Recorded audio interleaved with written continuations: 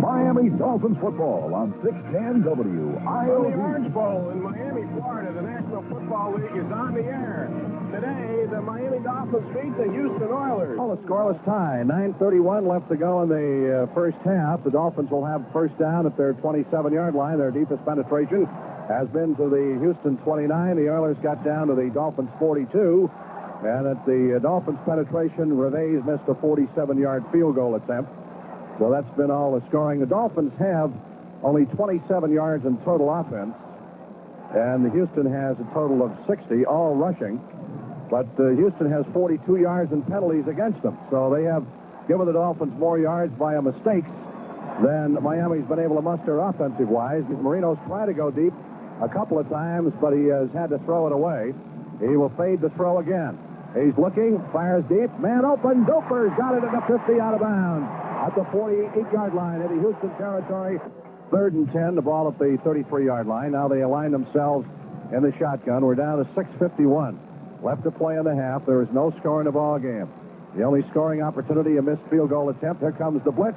Marino has to get rid of it in a hurry. Pruitt, great catch at the 12-yard line. James Pruitt leaped high in the air, made a heck of a catch over Steve Brown as Marino was decked by the blitzing free safety Bo Eason. He just lobbed it up basketball fashion to the near side, and Pruitt came down with a super catch. 21 yards.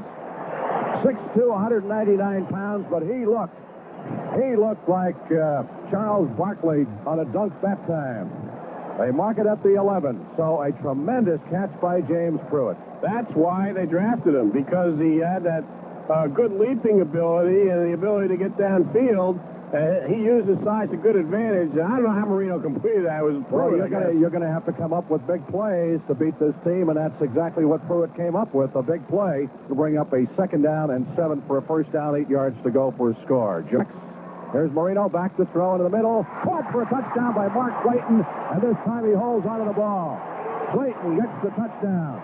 So the Dolphins on Marino's 18th touchdown pass of the season, and he leads the league in that department, jump into the lead 7-0 against this tenacious Houston defense. 5:08 left to play in the half. Ball at the Houston 26, 3rd and 1. And the Dolphins have stopped their running game. Their deepest penetration has been to the Miami 42. Everybody sets in tight. Backs are split. Here's a give off to Wallace, the big fullback, and I don't think he made it. They didn't make it again. So the punting unit comes on. We have 3 minutes to go in the first half. Dolphins lead 7-0. Davenport in there. He and Hampton are the backs. Matt Moore goes in motion. Here's a give off. Davenport around the left side. Got a hole. 45, 50, 45. Down to the 40, down to the 38-yard line. They caught him pinched in up front. Great block off the left side. Steve Brown saved the touchdown for Ron Davenport, the big youngster out of Louisville who scored 13 touchdowns last year, no touchdowns this year, has been in the doghouse, and he ripped one for 26 yards. 2nd down and 10. The ball at the Oilers' 38-yard line. Marino in the shotgun. Here's the snap, drops back to throw. He looks, firing across the middle, cut by Moore at the 15, 10, down to the 5, he's in for the touchdown. Matt Moore, another great leaping catch. So it's now a 14-0 score as we're down to 2 minutes and 10 seconds left to play in the first half. 2nd down and a yard from the 34. Moon back to throw it again. Mark Brown chases him out of the pocket, sacks him back at the 21-yard line.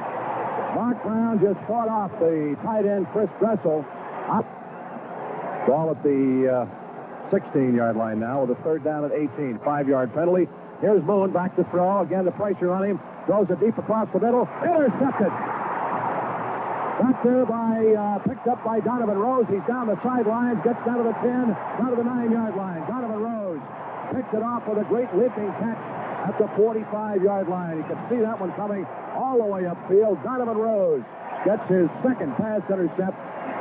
36-yard return. He returns it down to the Oilers' 10-yard line. And they had some pretty good blocking out in front of them also. T.J. Turner, Jerome Foster, William Judson blocking. That was a pretty foolish throw by Moon because it put Miami in business. Remember now, he's throwing down the middle into traffic.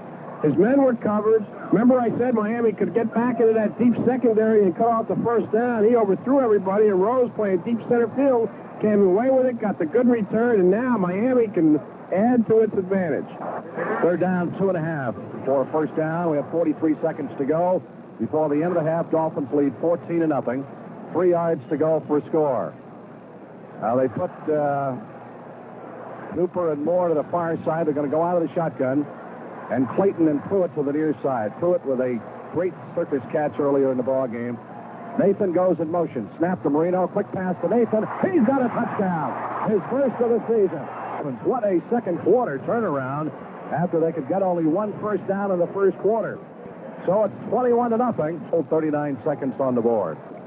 Not much happening here in the third period early on. The Oilers held the football for well over 5 minutes and then couldn't do anything with it. No points on the board. So the Dolphins now out of the shotgun, 3rd down and 6 from their 15-yard line with 8 minutes to play. Marino will throw it. It is caught. 25, 30, might go the distance. Down to the 40, down to the 35, goes Super. He's going to score down to the 10 to 5, touchdown.